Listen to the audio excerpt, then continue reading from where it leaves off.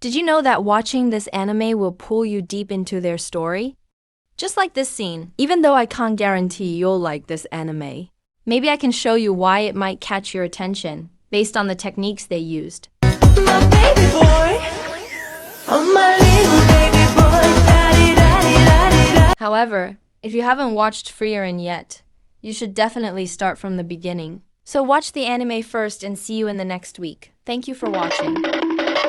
Hello, everyone! Oh my god! Honestly, at first I thought this anime was about the journey of an elf girl hunting for treasure, because the plot story keeps taking me around in circles. Even so, the composition presented in every scene of this anime feels incredibly real. Some of you in the comments say I'm not real.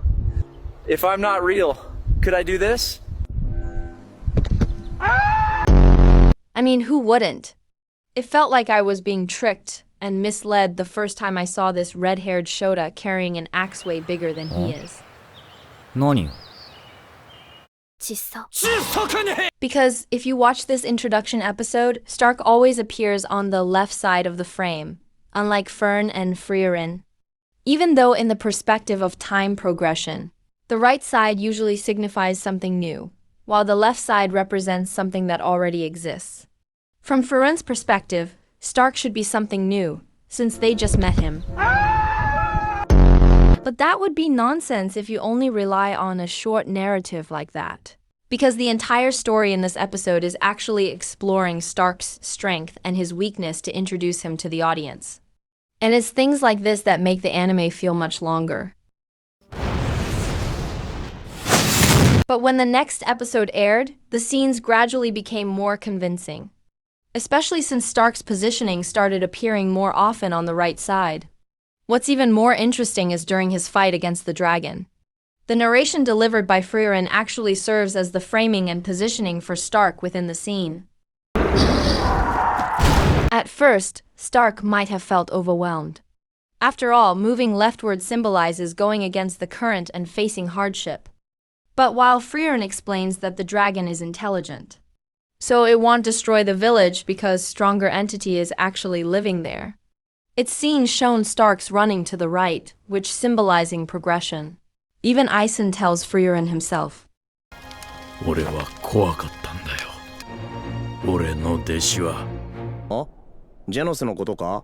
俺は埼玉先生の弟子だ。 Maybe this is the first time I realized that Frieren smiled, when she found the perfect tanker to infiltrate the enemy's turret. Alright, let's mute it or copyright awaits this channel. Even with that worry, the positioning here clearly shows us. In the episode where Stark is fighting the dragon, it's no longer about who's weak or strong. It's about the old strength and the new hope. But if we jump to the episode where he fights the demon, the shift in positioning rotates in an interesting way. あの小僧は強いのか？戦士アイゼンの一番弟子です。 At first, I thought she was super cute, especially her outfit and hairstyle. But a demon is still a demon, no matter how you dress it up. Huh? Well, logically, a normal human would have already died from its very first hit.